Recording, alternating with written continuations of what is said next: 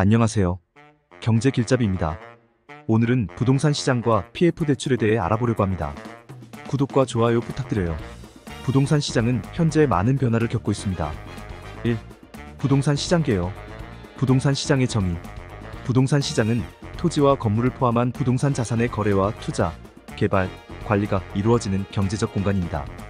이 시장은 주거용, 상업용, 산업용, 농업용 등 다양한 부동산 카테고리로 나눌 수 있으며 각 카테고리는 고유한 수요와 공급 요인을 가지고 있습니다. 부동산 시장의 주요 참가자, 개인 투자자, 주거용 주택 구매자, 상업용 부동산 소유자 등, 기업 개발업체, 부동산 관리 회사, 투자회사 등, 금융기관 은행, 보험사, 자산운용사 등, 정부 정책 결정, 규제, 개발 계획 수립 등, 부동산 시장의 동향. 부동산 시장은 지역 경제, 인구 증가, 금리 변화, 정부 정책 등 다양한 요인에 의해 영향을 받습니다. 주요 동향에는 다음과 같은 것들이 있습니다. 가격 변동. 부동산 가격은 경제 상황, 공급과 수요의 불균형에 따라 변동합니다. 수요와 공급, 주택 공급 부족, 상업용 공간의 수요 증가 등은 시장 가격에 영향을 미칩니다. 정부 정책, 세금 정책, 대출 규제, 개발 규제 등 정부의 정책은 시장에 직접적인 영향을 미칩니다. 2. PF 프로젝트 파이낸싱 대출 개요. PF 대출의 정의. PF 대출 프로젝트 퍼낸싱은 특정 프로젝트의 수익성에 기반하여 자금을 조달하는 금융기법입니다. PF 대출은 프로젝트의 자산, 현금 흐름, 계약에 따라 대출이 승인되며 프로젝트 자체의 수익이 대출 상환의 주요 원천이 됩니다. PF 대출의 구조. PF 대출은 다음과 같은 주요 요소로 구성됩니다. 대출자, 자금을 제공하는 은행이나 금융기관, 차입자, 자금을 필요한 프로젝트의 주체로 일반적으로 개발업체나 운영사입니다. 프로젝트 대출의 근거가 되는 특정 사업으로 상업용 건물, 주거단지, 인프라 프로젝트 등 다양한 형태가 있습니다.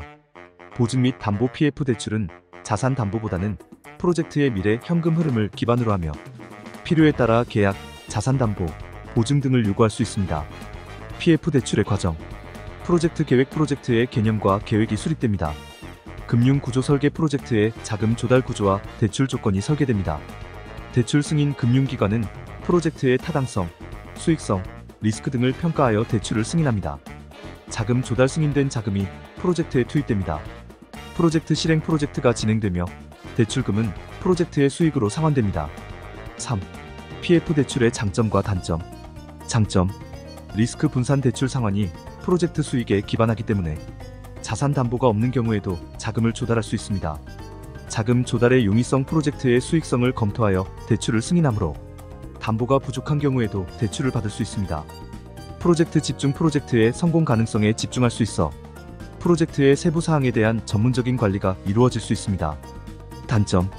리스크 높음. 프로젝트의 수익성 변동, 운영 리스크 등으로 인해 대출 리스크가 상대적으로 높습니다.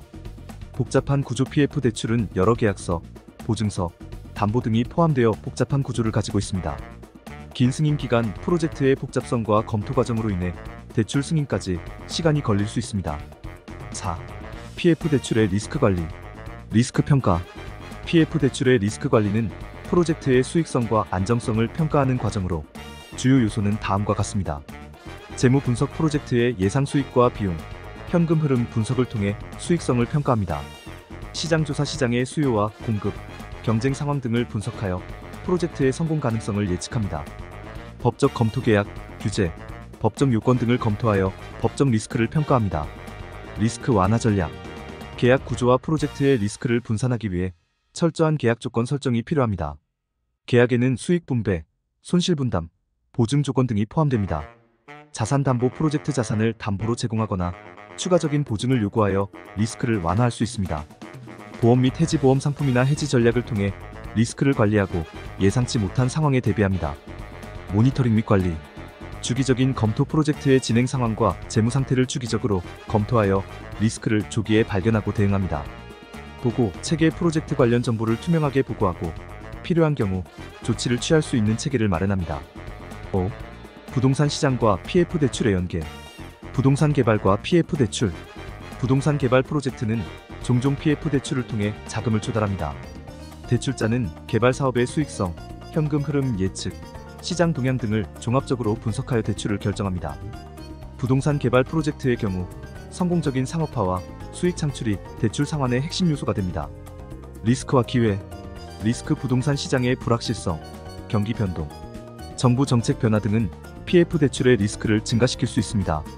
기회. 부동산 시장의 성장, 개발 기회, 정부의 인프라 투자 등은 PF 대출을 통한 자금 조달 기회를 제공할 수 있습니다. 6. 사례 연구. 성공 사례. 성공적인 PF 대출 사례로는 대형 상업용 부동산 개발 프로젝트, 인프라 프로젝트의 교량, 터널 건설 등 대규모 주거단지 개발 등이 있습니다. 이러한 프로젝트들은 시장 조사와 철저한 계획을 통해 높은 수익성을 달성하고 성공적으로 자금을 상환한 사례가 많습니다. 실패 사례.